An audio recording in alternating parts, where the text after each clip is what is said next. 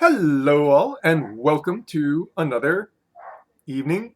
Well, I guess it's more not middle of the night. I guess somewhat late night beer review. So it's just past 9 o'clock, and why is it so late for this beer review? Well, basically, the bummer I had was warm, so I needed to put it in the freezer for a while. So I went and ate dinner and everything, and now it's cool enough to do the beer review. But then I sort of realized, what beer is this? And it's kind of interesting because it was difficult to actually find out what beer it is because it wasn't too clear what the name was on the name of the beer. Um, but eventually I found out it's just under IPA, which is why it's kind of difficult to find. And what am I going to dub this beer review? I'm going to dub it the Wouldn't it be nice if I had a theme song review? And that's because I just realized I've been doing this for like, what, umpty million years? Since 2012, 2013, I've been doing these YouTube reviews, and I have never once, I think I've played music a couple times just, you know, for flavor, but I've never, and I've just sort of thought, if I'm going to go and spruce up these things a little bit, I might as well just go and put a theme song. So yeah, maybe I'll go and bust out the ukulele and nose flute and compose a theme song for this beer review channel or alcohol review channel or whatever kind of this catch-all review channel, I suppose. So what is it that we will be reviewing tonight? Well, we have something from Breakside Brewery. Why Breakside Brewery? Well, it's the one where my cousin works over in Oregon, and I figure I've only reviewed a couple of their beers.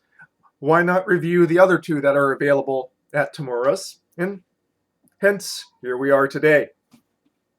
So, as I mentioned, this is one of their flagships, their India Pale Ale that just goes under India Pale Ale. And it's actually kind of funny. On Untapped, this is called Taste Like Vinyl Sounds, which is like one of the, I guess, taglines, I suppose. So, yeah, so Splendorous Northwest hops, from Oregon, obviously, and Taste Like Vinyl Sounds. So, just maybe a wee bit hipsterish there. But that's okay. You're talking to a guy who was just listening to some Franco-Belgian music a few minutes ago. So, no printed date on this. So, without much further ado, since it's already 3 minutes in, let's go and pour this one out. Now, it's actually really difficult to go and tell from the reviews if this is going to be like, very strict old school West Coast style, or if it's going to be something different. I have a feeling it's going to be West Coast style since this is like one of their flagships. So let's go and find out now, shall we?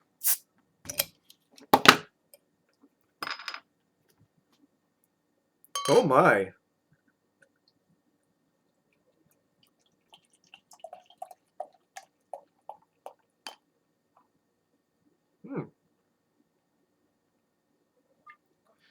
Wonder what kind of hops they're using in this. See, unlike a lot of other beers that I review, I can actually get the answer for those kinds of questions. So, a nicely carbonated golden yellow. Oh, by the way, this is 6.2 ABV. So, a wonderful golden yellow, nicely carbonated, with a fluffy white head, about a finger's and a half worth.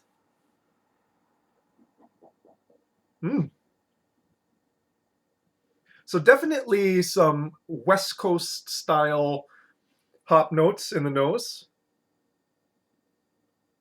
But at the same time, I definitely rate this as somewhat sweeter and more fruity. While it's got that sort of grapefruit and zest note there's also some tropical note fruits, but not as much as say hazy or New England style. So it's not going full on juicy in the nose.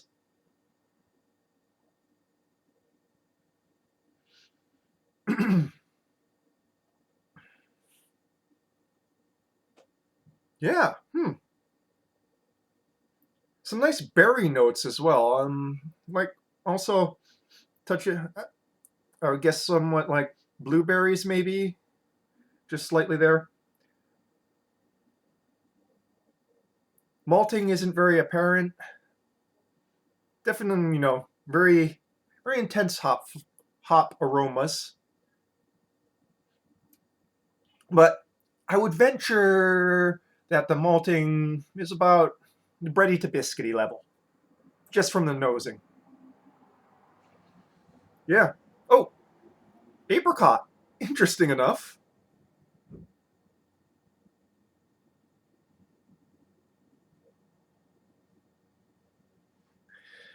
Yeah. Apricot, other stone fruit. Interestingly enough, no dank notes.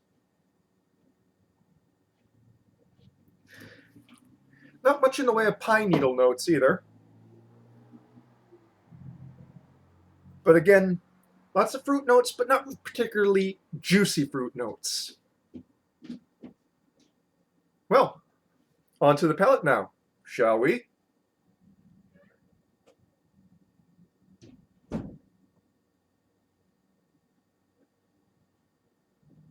Mm.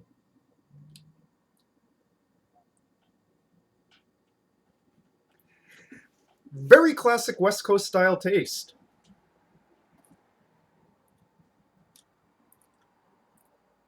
Long, bitter finish.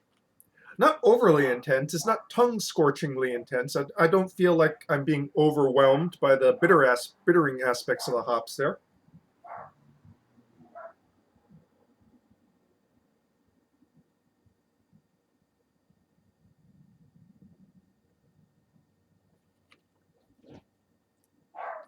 In the mids, some fruit like notes,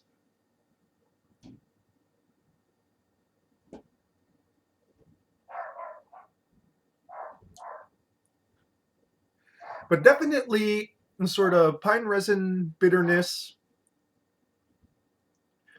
from start to finish. Bit less zest than pine needle. Fruits appear in the mids. Not too much. Can't catch the character of it as much as I did in the nose.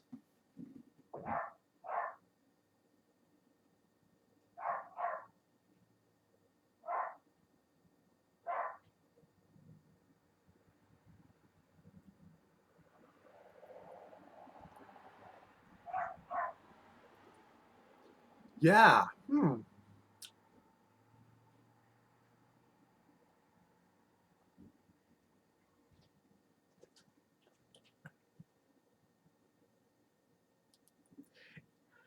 ABV is just about right. Doesn't feel more heavier or lighter than the listed ABV.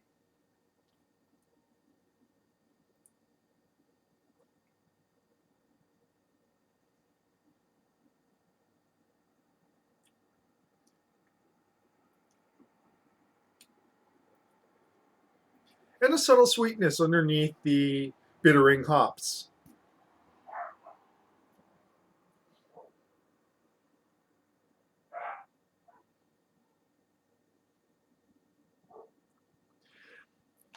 The top note, while on the palate, is not as splendiferous as I suppose it is in the nosing.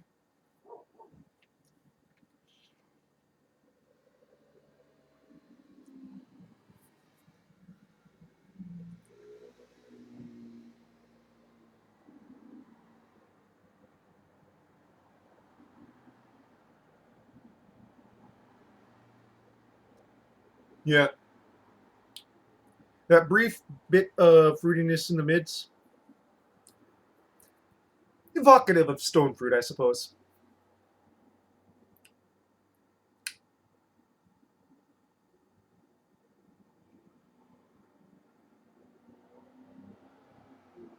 Mm.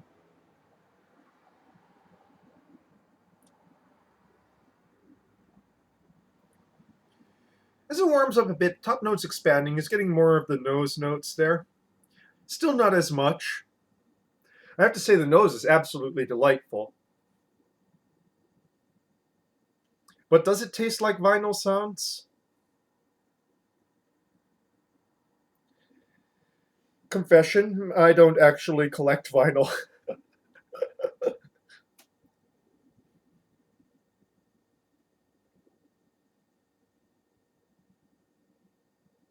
Mm.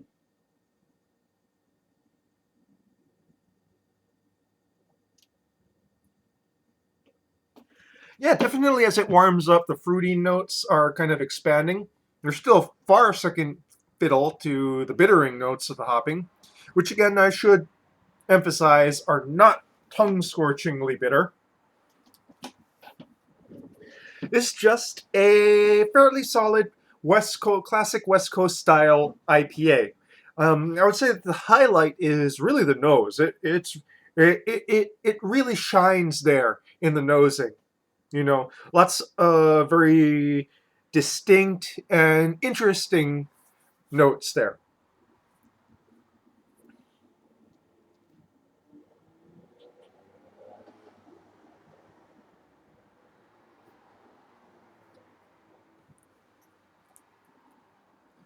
Now, would I drink this again? If I'm going to be 100% honest, probably not. And that's not because I'm digging this beer in any way. It's just IPAs are not my thing. You know, they're extremely common, so I review lots of them, but they're not something I kind of want to revisit. I drink them to review them at this point, and then I go to a sour or lager or something like that, just to drink for pure pleasure. But if classic West Coast style IPAs are your jam, I think this would be a pretty interesting one to try. Now, I got lucky. I just kind of noticed that there was a lot more Breakside bombers on the shelf than previously, so I kind of assumed, yeah, um, that they just got a new shipment in to Hawaii from Oregon. These bombers in general in Hawaii tend to be shelf turds, whether or not the beer is great or bad. And that is just because bombers don't really sell in Hawaii. We have a very small beer nerd community, and it's very focused on local beers, which is kind of as it should be, in my opinion, to a certain extent. But that is a discussion for another day, I suppose.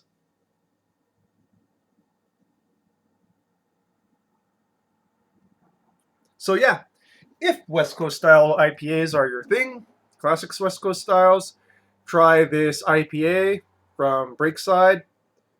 I do really like their bottle art, you know.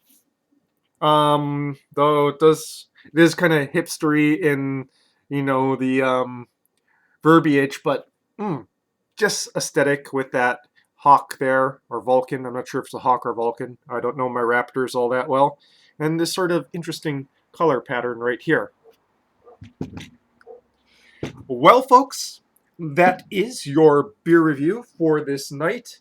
I'm going to finish off this bomber and I guess sample the next beer that I'm going to be reviewing and have some tea and call it a night, I suppose.